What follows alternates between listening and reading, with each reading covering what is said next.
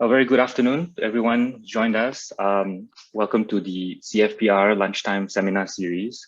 I have with me today Dr. Bernice Low, who is a postdoctoral fellow at the Center for Family and Population Research here at NUS.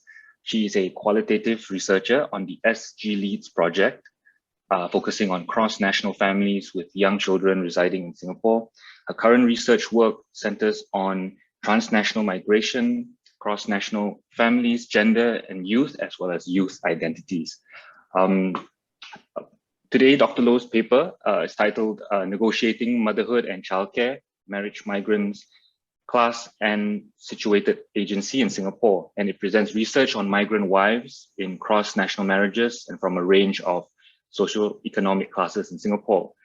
The paper explores a variety of caregiving strategies adopted by marriage migrants in performing good mothering, as well as the constraining aspects of social structures, as well as class and household support. So we will have the presentation for 40 minutes, and then this will be followed by 20 minutes of Q&A. You can raise questions in the chat or unmute yourself and introduce yourself and then ask your questions. Okay, so without further ado, Bernice. Okay. Thank you everyone for tuning in today, and thank you Johan for the introduction. So the paper that I'm presenting today is, like as what Johan mentioned, it's entitled Negotiating Motherhood and Childcare, Marriage, Migrants, Class and Situated Agency in Singapore. So this paper is co-authored together with Professor Brenda Yeo, Associate Professor Shalina Huang, and Professor Jean Yong. And as Johan mentioned, my name is Bernice, and I'm the postdoctoral fellow on this project. Right. Oh, sorry, I can't change. Okay, yeah. Okay, so in this paper, we were interested in migrant mothers in cross-national families and how they were able to fulfill the demands of care and define motherhood for themselves.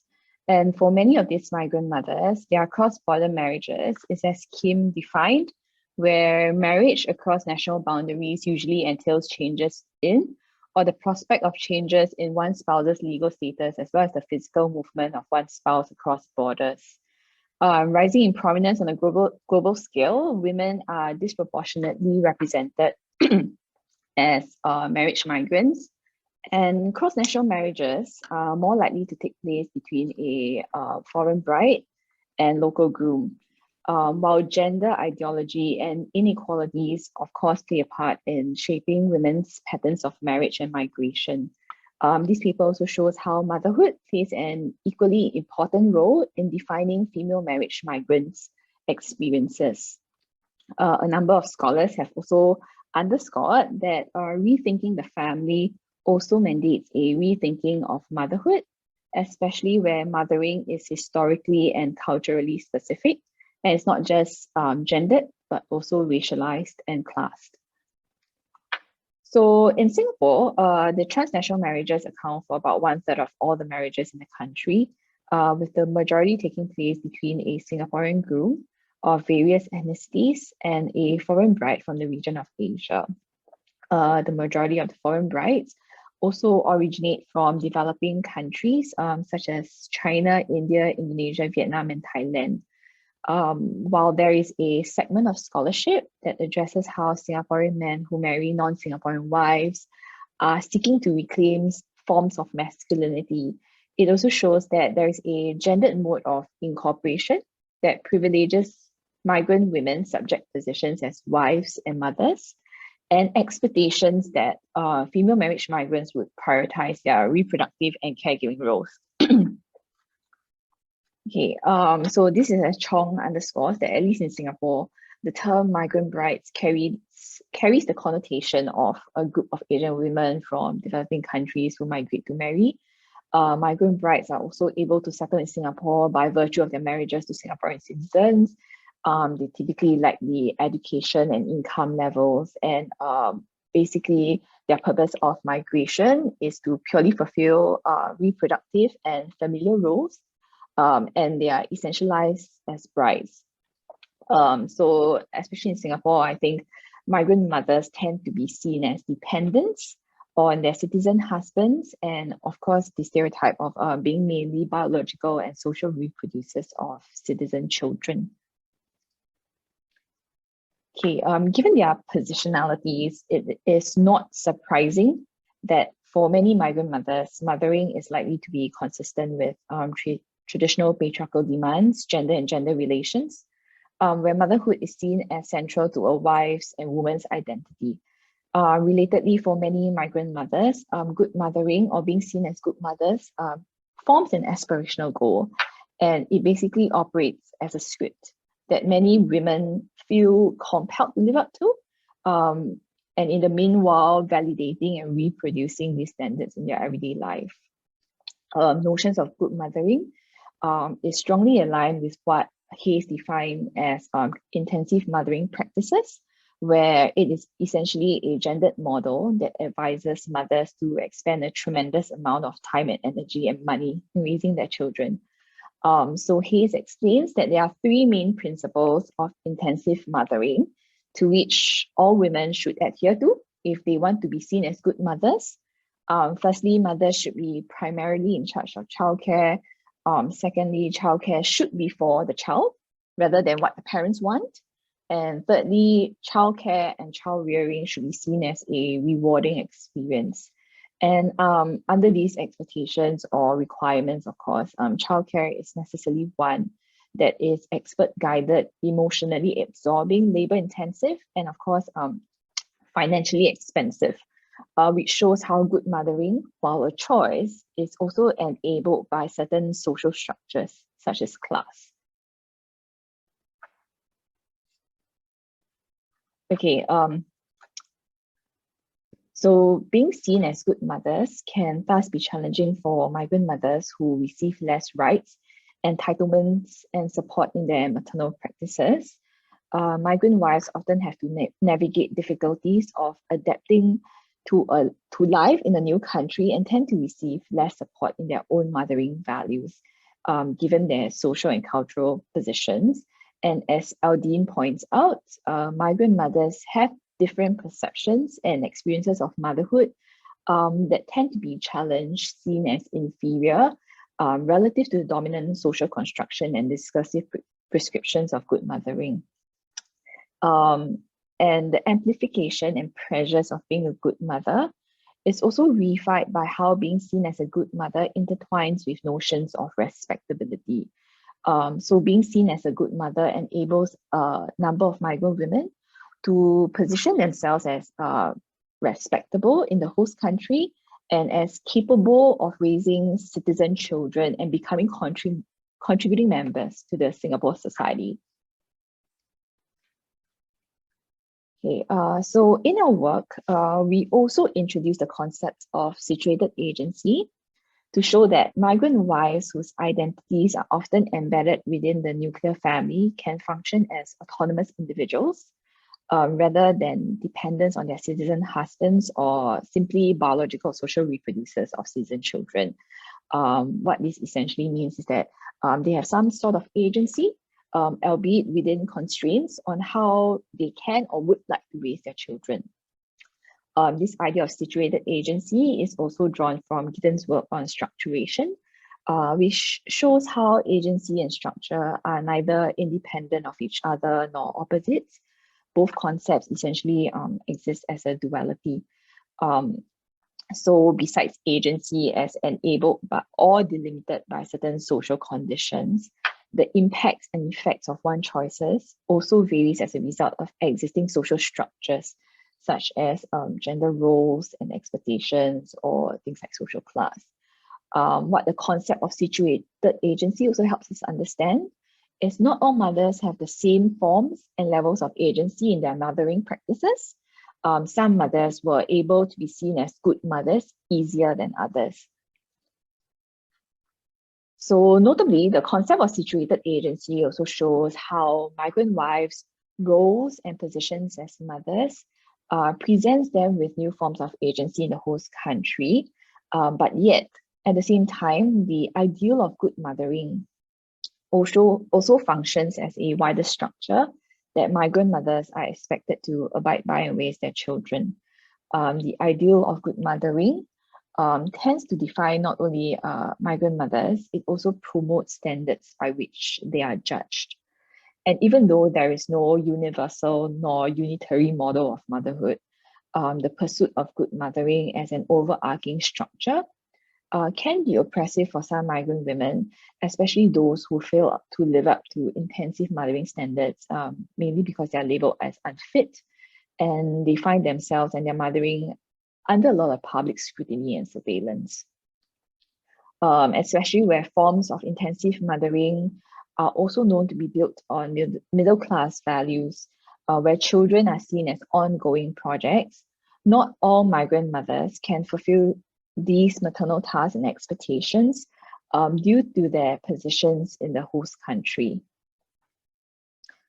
So I will briefly go through this, but the migrant mothers in this paper were drawn from a larger study consisting of 71 cross-national families.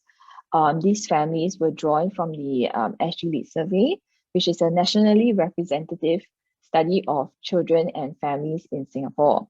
So out of the 71 families that we interviewed, we spoke to a total of 52 migrant wives who were mothers currently residing in Singapore. And at the point of our interview, all the cross-national families had at least one child that was age 7 or under. And out of these 52 families that these migrant wives were from, more than half were considered lower income and living in 1 to 3 room public housing. Within this lower income group, there were 8 families that were considered most underprivileged, and they were living in 1 to 2 room public rental housing.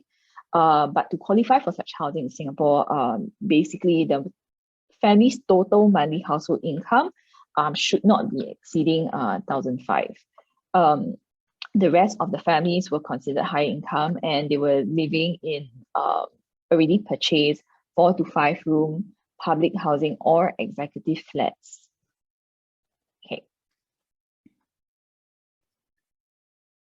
Okay, so in our conversations with the mothers, children's growth and well-being and academic performance are 2 dominant aspects of care for the migrant mothers. Although migrant mothers or migrant wives themselves were less familiar with the curricular or academic requirements for their children growing up in Singapore, they were still the people in charge of their children's educational progress. This includes being responsible for attending parent-teacher meetings, identifying what subjects in school that their child needed reinforcement in, and guiding their children's schoolwork. There were Singaporean fathers who were, of course, involved in their children's education, but for the most of them, their involvement was supplementary and mainly to make up for the learning gap, as some migrant mothers might not have the language skills nor aptitude for certain subjects. So in our study, for example, Vietnamese wives often have to ask for their husband's help when it comes to Chinese subjects or English subjects. Okay, and many migrant mothers, regardless of socioeconomic class, had anxieties about their roles in their children's educational performance and how well their children were performing academically. That said, it was mainly the high-income migrant wives who had more knowledge and resources to act on their anxieties, to intervene, and to ensure that their children received the correct guidance. In a sense, their agency is more self-directed. Lower income migrant mothers' agency, however, was more likely to be diminished. Not all of them could read or write in English, and for many of them, their husband or their own educational status may be limited for understanding their children's education journeys. And because of their limited capabilities to provide additional activities for their children's education, they were more likely to have doubts about their own mothering practices.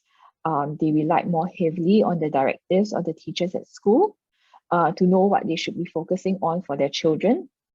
And their agency in their children's education, in a sense, were more likely to be guided and shaped by other authoritative figures in the spheres of their children's education. So in this excerpt, you can see how Madam Gao, a Chinese national who had received secondary school education and her husband had only received primary school education, talks about the little agency that she has in her son's performance, saying that going to university at the end of the day is not entirely up to the couple. You know, it depends on how hard he works and how, you know, on the kind of good teachers that he meets at school.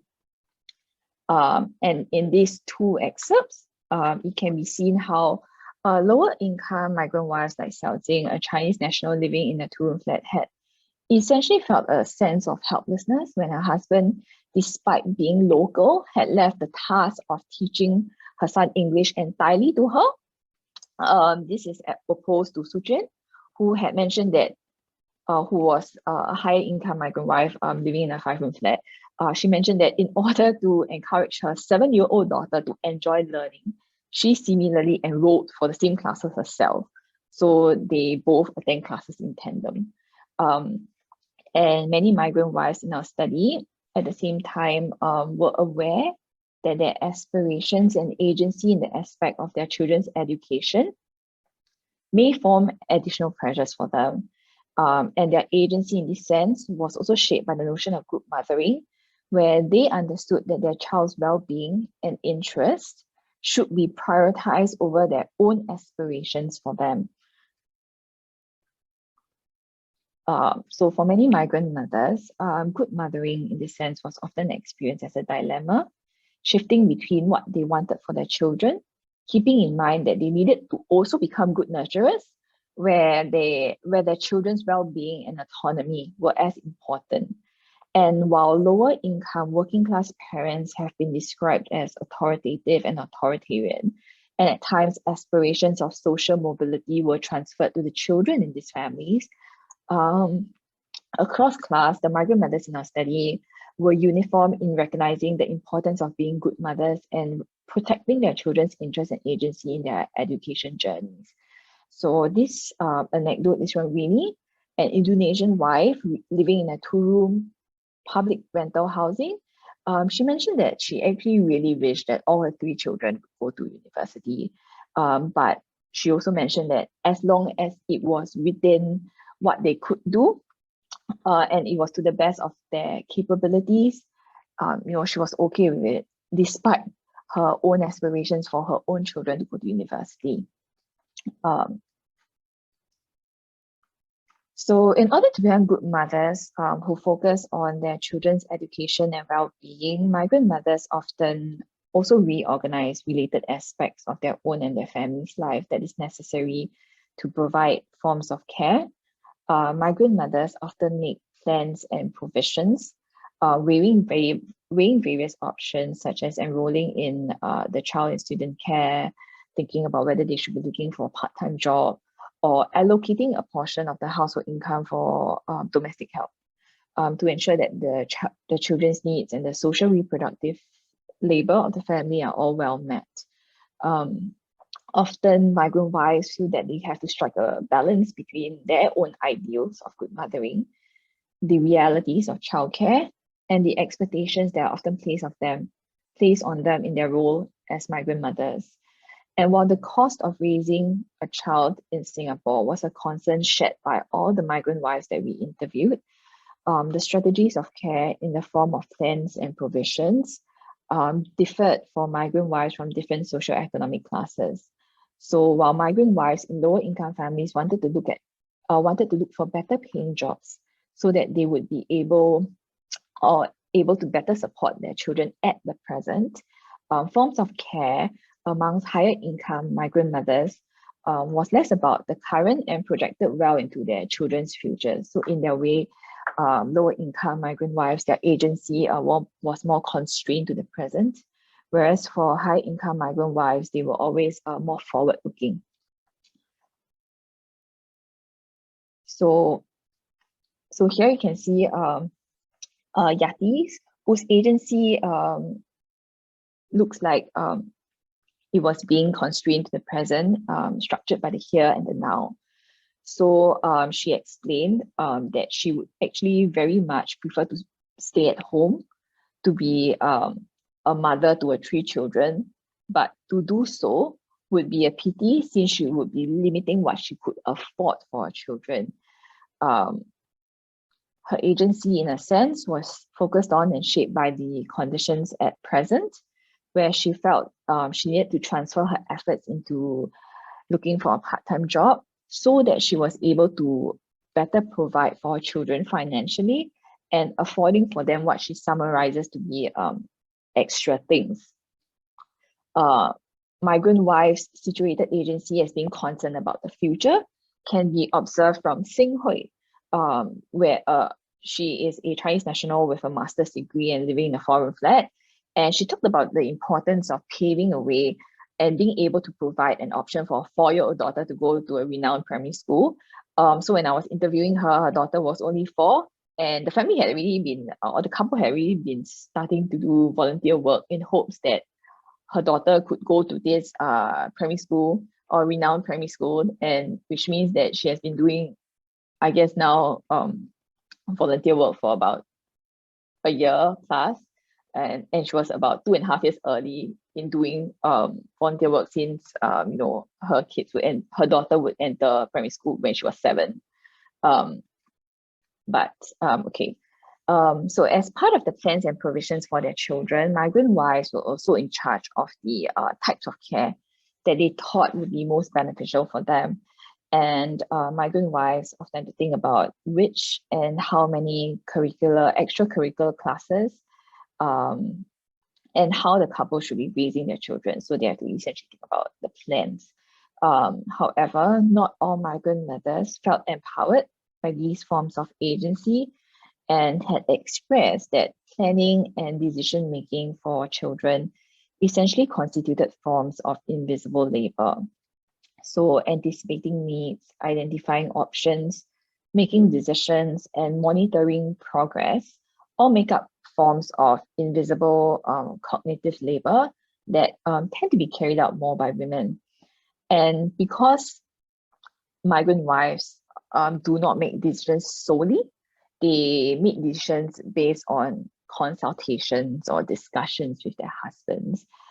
Such forms of agency for some migrant wives can become a burden when their husband had disregarded what the migrant women thought was best for their mothering, themselves, and their children. So in this excerpt, rejecting her numerous requests to hire a helper, Madam Hong was actually complaining about how felt she was stretched very thinly, given the paid and unpaid labor that she does both at home and at work. And she mentioned this numerous times in an interview where she calls herself a China maid, and she talks about how that is essentially her role in the family, and even domestic helpers get paid for their labor at home, but she gets paid nothing, and she still has to work at a part-time job at a pawn shop. And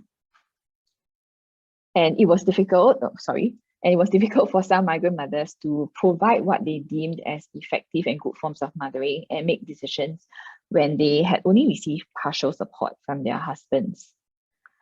Okay, and when faced with limited resources, for many migrant mothers, friends, neighbors, extended family members form important support systems when it comes to childcare. Migrant wives who had good relationships with and could rely on their extended relatives often stated that it was an extremely crucial source of help. They were grateful and recognized that these forms of familial support had helped share the burden of mothering or help them achieve good mothering where they lacked. So here we have an anecdote from Pugh, a Thai wife who is now living in a foreign flat. And she had talked about the pivotal role her mother-in-law had played in the initial stages when her family was struggling. So her mother-in-law had not only helped them out financially or helped the family out financially, the mother-in-law had also taught her English and Hokkien, helping her become more agentic, essentially, and also helped her look after the children so that she could focus on her work as a helper at a Thai restaurant. Pugh's narrative also outlines a very circular problem for lower income migrant women experiences in their motherhood. So without help with childcare support, many lower income migrant women were unable to find the time to secure stable employment. And without stable employment, they were not able to better support their families and children financially and essentially improve the socioeconomic status of the family. However, even with work, it was common to find lower income migrant mothers in lowly paid jobs, which also means that that a number of low income migrant wives are in the situation where they have to weigh the relative cost of staying at home to raise their children, vis-a-vis sending their children to full-time childcare, as what they may earn would only cover a portion of this cost. And without help from essentially the extended family, a number of lower income migrant mothers would thus face limited agency and a number of constraints, as it would be both difficult to either look for work or improve the financial status of the family. And although children's happiness is a priority, and many migrant mothers emphasize the value of their presence at home, seeing it as greatly meeting the developmental needs of their children. Not all the migrant wives that we spoke to were stay-at-home mothers by choice. Not all of them had reliable support from their extended family, and some did not want to rely on their in-laws at all due to certain differences that they had. Some migrant mothers' presence at home was therefore an outcome of circumstance and not by choice. And when we talk about differences, I think the common issues that we hear is that their marriage to the Singaporean husband was never really approved by the in-laws, so there's a fragmented relationship there. And some of them did not like how the mother-in-law was teaching the kid, and so they decide to not engage with that aspect or ask for that support. And for those mothers who had reliance on their in-laws to become competent or good mothers, this at times also accompanied a loss of authority and agency when it comes to childcare. So this was one very stark anecdote or excerpt from an interview where Wani, and she's an Indonesian Chinese wife, she was living in a 3-room flat. So basically what her family arrangement is, Monday to Friday, her 2 daughters would live with her mother-in-law over the week, and they would only return home every Saturday and Sunday. So her elder daughter, who is currently 10 years old, was raised almost entirely by her mother-in-law, who helps out not only with childcare, but also in paying for tuition and other children's miscellaneous expenses. So things like toys, textbooks, going to see a doctor. But Wani expressed that it was getting really increasingly difficult to actually discipline or teach her daughters, especially when she noticed that her older daughter was being rude to her. She did not really want to speak to her in Mandarin anymore. She only wanted to converse in English. And she basically felt that her daughter was losing respect. And she felt there was always a comparison between staying, what they could do at their grandmother's house versus staying at home and coming at home over the weekends. Higher income migrant mothers, however, like Angela, were able to have more ability to decide what types and what kinds of support that they need when it comes to childcare or care work. So in this particular excerpt, or in this family, Angela, who was from Myanmar, she basically looked for a Myanmar helper as well, so that her helper could teach her daughters how to speak her mother tongue. And she also specifically looked for a helper who could also speak good English, so that her helper could also teach her daughters English. And she also mentions here that the family has become more independent because of this help in terms of childcare or care work. So okay, I'm almost done. This is the conclusion. But essentially, our paper shows how migrant women's efforts at care sharing and collaboration rest on both ideological justifications and practical strategies. It shows how good mothering not only encompasses intensive mothering practices, It also functions as an ideological framework under which migrant mothers are expected to raise their children. This paper also shows how good mothering involves more than having the right skills. Good mothering is also closely linked to wider cultural discourses of and class-based forms of motherhood. And as outlined by scholars like Beverly Stacks, being seen as respectable or a good mother has always been more achievable for women of certain classes, forming a standard to which other women or mothers aspire to strive towards. And this paper unpacks how maternal practices varies for different groups of migrant women, and there is unequal access to the mechanisms to being seen as good mothers among them. Accordingly, the practices of good mothering may also be more accessible to a subset of middle-class migrant women, even though these women may also encounter struggles of their own. And this paper also attended to the differences within cross-national families and migrant wives, as although cross-national marriages, families and migrant wives have a heterogeneous makeup and class differences within the group exist, cross-national families are often treated as a group disparate from local families in Singapore, and migrant wives are often situated as completely different from the local Singaporean wives. So what this paper essentially does is also to flesh out the nuances between cross-national families and migrant wives a bit more. And I am actually done with my presentation. Thank you so much for your time. Yes. Thanks, Bernice. Okay. Thank you. Yeah, thanks for the very insightful and nuanced analysis. I will, before I've got some questions and comments, but maybe I'll open up to the floor if anyone has any questions. Yeah, I can raise them first. Okay. Sorry, I can't see the chat, but I have it open. No one. Okay. No one yet. Okay, no one has questions. Maybe you want to ask first. Oh, someone raised their hand.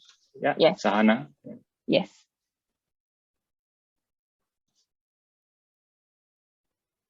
Hi, Sahana. Hi. Can you hear me?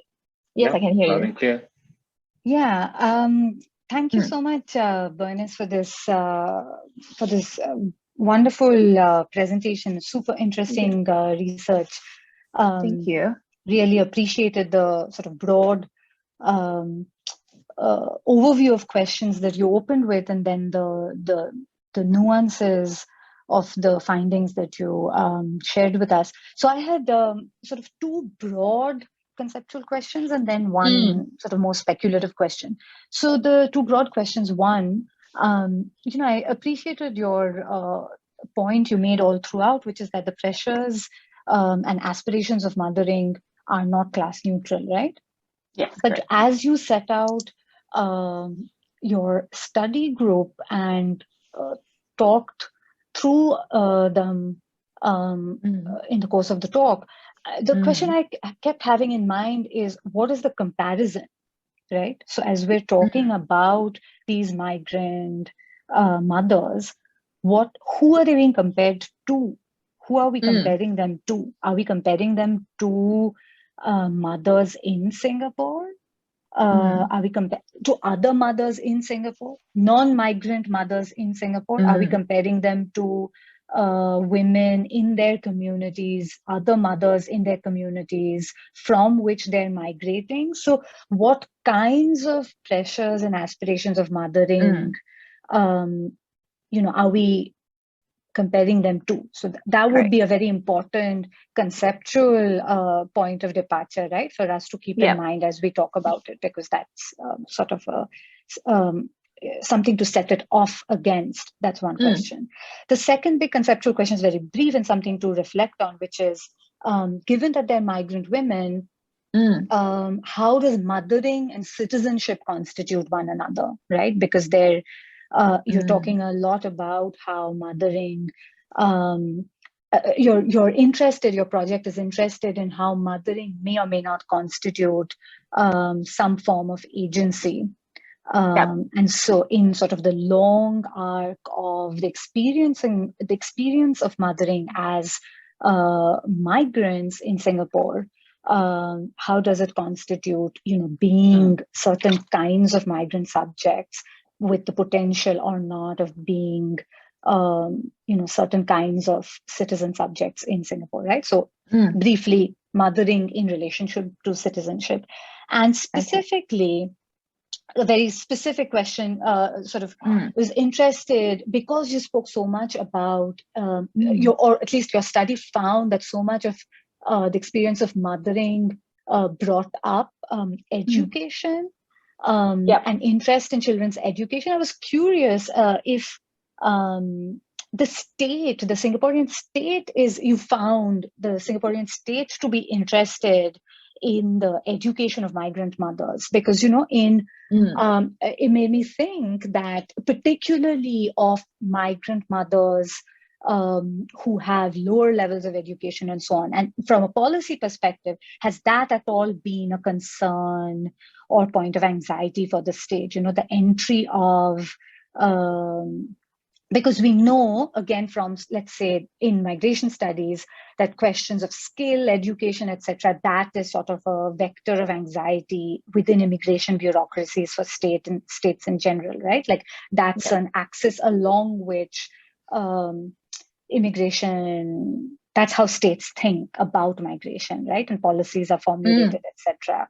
And obviously, you began with saying that many of these women are unable to enter Singapore in some ways because of their lower levels of education, etc., etc. So is the state, interested or concerned about how lower levels of education of these women now mothers might impact either the educational outcomes, behaviors, integration of their families, children, etc., and to enhance those well-being, welfare, etc.?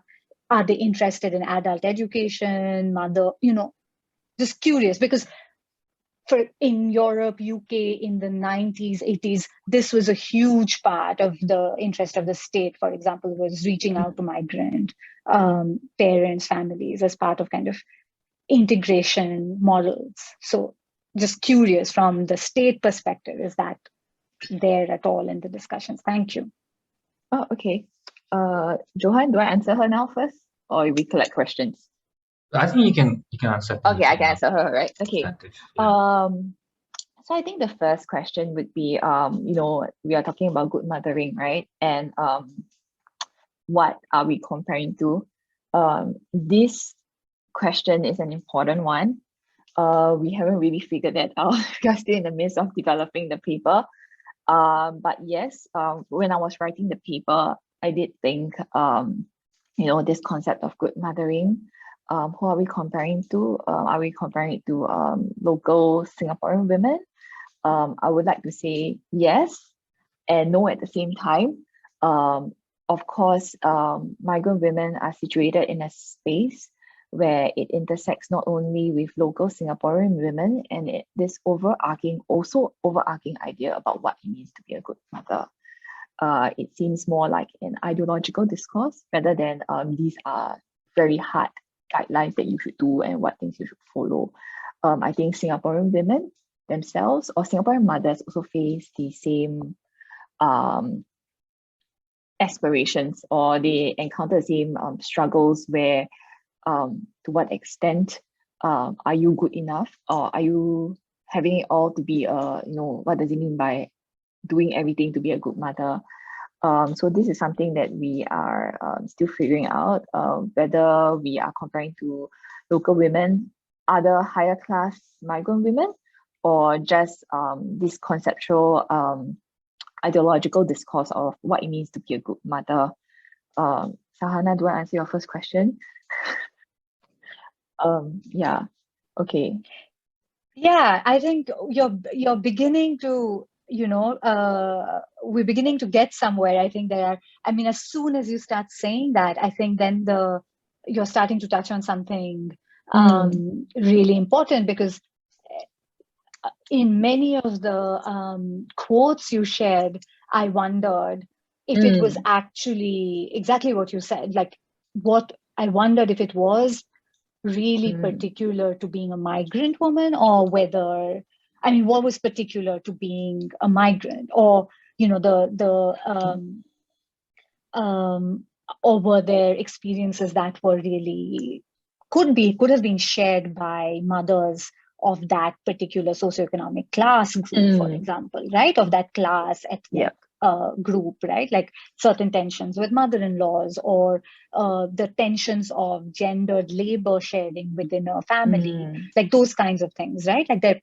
So I think really grappling with that question for you, the question of who are you comparing it to, conceptually would be important for you to hone in on that.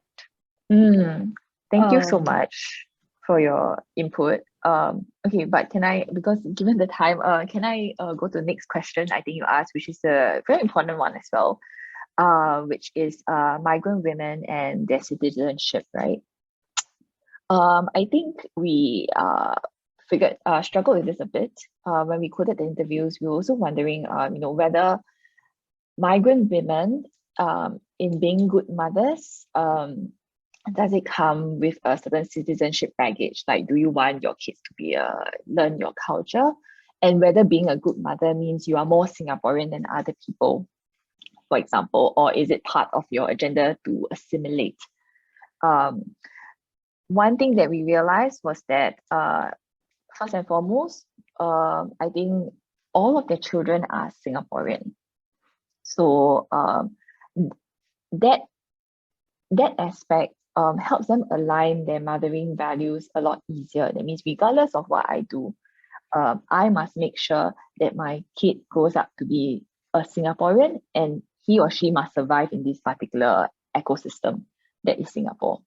So even if I am not Singaporean, I need my kid to at least thrive in this culture.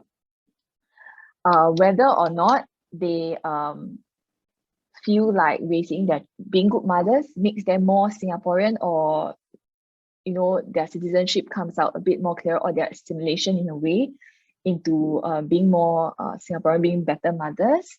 I think I have not fleshed this out here, which I should have, but for a number of migrant wives in our work, they were still stuck at their residency status was a long-term visitor pass. That means there's no security in their residency in Singapore. It gets renewed, some people every year, some people every 2 years. Of course, the high income mothers, they were more likely to be permanent residents. But I think I mentioned that because we were interviewing more of lower income people, when it comes to citizenship, as they are doing their motherhood, right? Sometimes it feels that they often question themselves to what extent it will be enough, because they don't really, I think as we all know, getting permanent residency in Singapore is not easy, in terms of getting citizenship as well. So many of them in their mothering, they also wonder, like, while my kid is growing up Singaporean, I'm doing this much, what more do I have to do to get my citizenship? So in terms, it overlaps with a lot more things, and but one guiding factor in terms of their mothering and citizenship would be that their children at the end of the day is Singaporeans, so I have to try my best for them. And they are growing up in this particular education system or cultural system. But yeah, and this actually overlaps with the next question, like, is the state interested in the education of migrant mothers, right? Unfortunately, I would like to say that yes, they are. There are a lot of upskilling going on, but let's not forget that these are mainly subsidized. They're heavily subsidized when it comes to permanent residents. I would say that a larger percentage of migrant women in our study do not have permanent residency yet. They're all in the midst of applying, which also means that they do not have resources to actually upskill themselves, despite having programs around. Many of them that I know, because we've done 2 waves of interviews, right? So we interview them now, we interview them in 2020 to 2021, to the beginning of this year. So many of them who got their permanent residency over the year, they did go and enroll in something in hopes that they can get a better paying job. One of them being early childhood education, so they can get certs and then they can go and be childcare teachers. But it happens more when you get your permanent residency, and it's not so easy for the people who are on LTVP or LTVP plus, which is the long-term visitor plus. Is that okay? Yeah. Oh, we have a question from Shuya. Shuya. Yes, Shuya. Hi. Hi, Bernice. Yes, Shuya. Hi, so nice to see you. And it's very exciting to hear the results about the cross-national family, especially with the young children. Yeah, it's very exciting. So I was wondering, okay, I think I have 2 or 3 questions. The very first one is you mentioned about the social class is varies in this low income, especially low income migrants women, right? So I was wondering for the social class is when you look at the social class is depending on the migrant mother themselves, or you look at your categorize their social class based on their husbands or the whole family they are right now in the cross-national family. Right, I was wondering if you could clarify that. Then the second one is the ideology about a good mothering, right? It's your key topic here today, and I really enjoy this topic. I was wondering for the ideology that from the good mothering. I assume you interview the migrant mothers, is that right? Then if so, then is this set of ideology is developed by like, okay, so basically the set of ideology is from herself or is influenced by the country they are located now? Like basically, maybe the question I'm curious is how does the impact of the host country or their home country influence in this set of ideology being the good mother? Maybe I'm wondering if you could talk about more about whether the duration of staying in Singapore, whether that matters or not. Yeah. Then lastly, the third question is I just curious how the gender dynamic plays out in this set of this cross-national families with foreign wives. I was wondering, I remember you mentioning some decisions they are going to make, they are discussed with their husbands, right? So I was wondering how the gender in the family, how does the gender has the impact when they doing the decisions, especially I feel like following the marriage patterns when they marrying the women marrying up. Do we also observe these patterns in this the interviewees that you're interviewed? Yeah. So I guess the third question is just how does the gender dynamic play out? Yeah. Right. Okay. Thank you. Thank you. Okay. Okay. So the first question is social class, right? How do we define social class, and is it individual or the family, right? I think it's pretty easy in our work. Not sure if it's a good or bad thing, but social class for us, basically, we peg it to the family, and we peg it to housing type. So we consider lower income, 1 to 3 room, and then anything above higher income, 4 to 5 room condo. So that is how we understand social class. It is not a absolute good way. I mean, social class often means a bundle of things, education status and all that. But at least for our people as of current, we use that as how we operationalize when we call someone lower class or higher class. We're losing at housing type for the family, essentially. Next, the ideology of good mothering and whether it is influenced by the impact of the host country. Am I right? Yeah, and then right. Yeah. And then I would like to say that yes, of course, it's impacted by many things. Of course, host country plays a part, and of course, moving from wherever country you're from, there's also bound to be things like gender differences, like you've mentioned. It can be also about the host country, but most importantly, I think, at least in our work, there are fractures to their understanding of what it means to be a good mother. So from their own experiences, maybe they come from a village or like a kampong in Vietnam, and in what it means to mother there, and then they come to Singapore to realize that, hey, whatever my mother did for me there is not enough here. And then I have Singaporean children now. What more can I do to fulfill that role? Of course, I wouldn't say it's solely about the host country. It's also about the type of positions that they occupy when they enter. So it is about where they start off from. So while they want to improve themselves, maybe improve themselves is a very harsh word, but okay, maybe they want to become, they have aspirations to become better mothers. It might be more difficult for certain mothers, especially those with lower income, because while they know that, okay, for example, I feel like all mothers in Singapore are sending for my kids for tuition, and that's the only way they understand to improve their studies, given that they have to work. Not everyone can afford that. And then when it comes to, not all migrant mothers as well can read or write in English.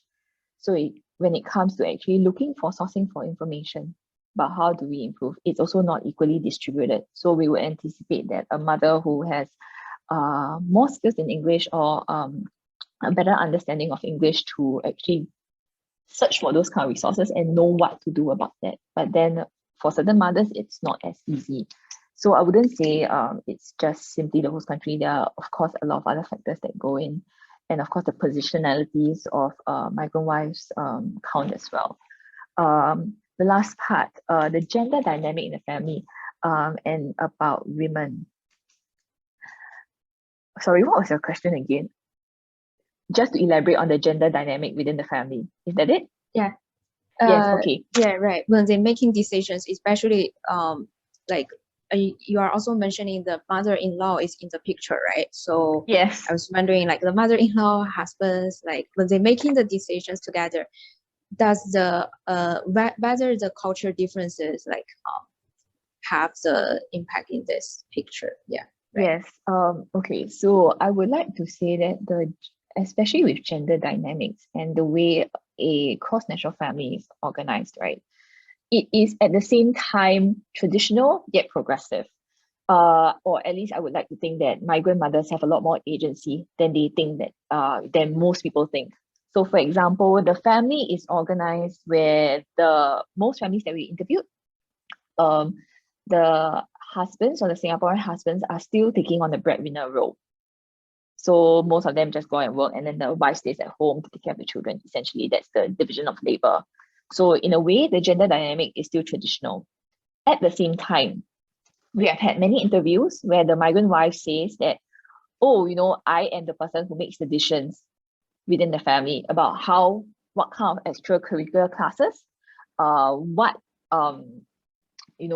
in terms of like what classes should the children be going for. So I just post it to my husband, and my husband sometimes say yes, sometimes say no. But from many migrant wives' own view, they hold the decision making with respect to the household and the family, and they are in charge of that. So they, in some way, they are not exactly powerless at all. So while at the same time, within this whole unit of the family, the husband still goes out to work and earns the dough. So in a way, they do have some form of agency. And in terms of making decisions for migrant wives, especially when we consider now the mother-in-law coming into the picture, right?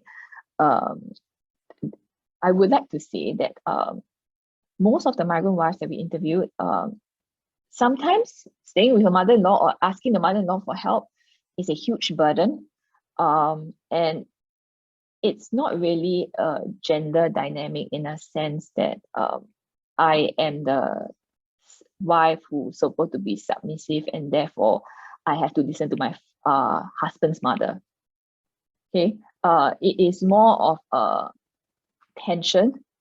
If we were to say that, like, if there are tensions within the family, not usually the families that we interview, the migrant wives do not get into direct conflict, and then they also do not simply say yes and then and then they feel like they have been mistreated or something. But one strategy that they use would be often just to disconnect. So some of them reject help. They don't need the help. They just say that no, I'm going to be independent. And when that happens, in certain families, it can be very stressful, or some migrant wives struggle because essentially mothering is an individual task, because they reject help from their in-laws. They say no for whatever conflict, and then the husband works because his role is the male breadwinner role, and then at the end of the day, mothering is left up to them. Sometimes they do not make all the decisions by themselves. They still have to consult their husband, especially when it comes to children. There's a discussion about this. So their agency basically is kind of situated like yes and no at the same time. Like they have agency to what extent, that kind of question. Sorry, just jumping in here quickly, because my questions are very similar to Shuya's, actually. Just an extension on the point about mother-in-laws. I was curious as to what extent elder care or caregiving for older members of the or parents of the husband or their own, right? How that impacted decision making or allocation of resources. And were you privy on the note about the influence of ideological ideology? Were you privy to any peer groups, social groups, WhatsApp groups, Facebook groups that, or just friends in the neighborhood that influence or almost maybe perhaps even disciplining their decisions? And were those groups constituted mostly of locals or other foreigners? Or I'm curious as to the peer groups. Okay, Johan, your first question, right? Elder care, as in, are you thinking about the mother-in-law or like the in-laws being part of the house care, or as in the migrant wives have to care for the in-laws? Yes. Okay. Yeah. Were there any? Let me think about that. Right. I would say no, not all of them. I don't think I ever met one. If Olivia is here, she's the research associate because she did some interviews. You might want to chime in, but I do not think that any of the families that we interviewed, they actually took care of the in-laws, the extended family. But at the same time, a number of them lived with their in-laws. So whether it is formally elder care or not, we do not know. But because of the nature of our interviews as well, what we often ask is about who take care of the children. In the end, it sounded like the mother-in-law or the in-laws, they did help with childcare instead. So it doesn't go the other way around. Or if there is, I can't really remember at the moment. But yeah, Olivia, do you want to chime in here? I might have forgotten. But Joanne asked, is there? Can you hear me? Yes, can. Yes, Bernice, you are right. In all interviews we did not explicitly or encounter a foreign migrant wife whose caregiving role included that of taking care of their in-laws. Although there was one case of a PRC wife who had to go and check on her father-in-law, who was 90 years old. He was living nearby, to them, but she was taken care of by but he was taken care of by a helper. But her husband would send her during the day to just go and check in on them. Or deliver food. That's the most case we got with elder care. Maybe also we are looking at younger families lah. So most of them have one kid under 7. I would assume that not really in need of elder care yet, or it has already been settled by the husband. So whether, like what Olivia said, they hire helpers already, and she only has like a overarching role just to look at what is going on. And the second one with the peer groups, right? Yes, I think this is another paper, I think, on social integration, but migrant mothers often have co-national friends, and that tend to be more than the local friends.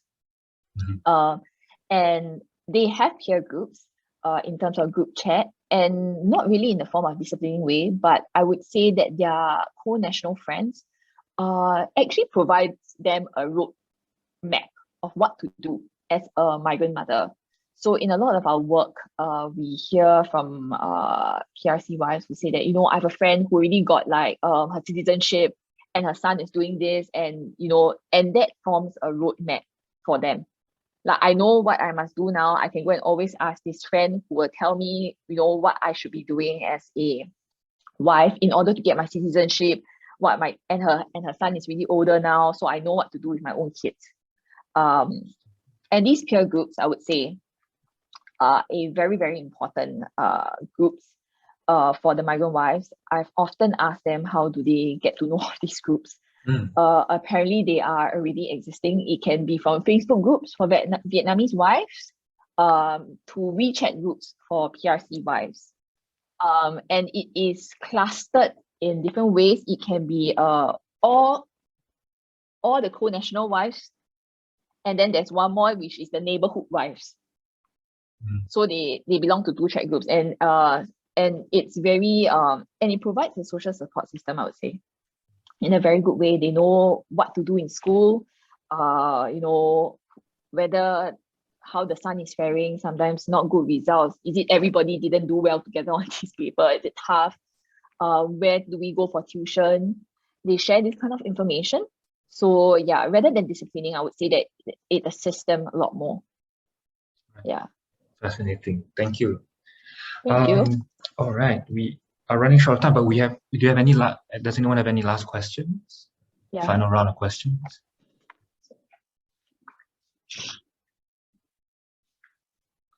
No questions? No. Okay, well, I guess if they do have, they can email you. Yeah, you can email me, please. Okay. All right. So please join me in thanking Virtual Claps for Thank you so Bernice much. again. Thanks so much for Thank your you so much, presentation. Johan. Thank you so much for your Pleasure. help. All right. Thanks everyone for joining us. Thank you, Johan. Okay. Okay. Bye. Bye.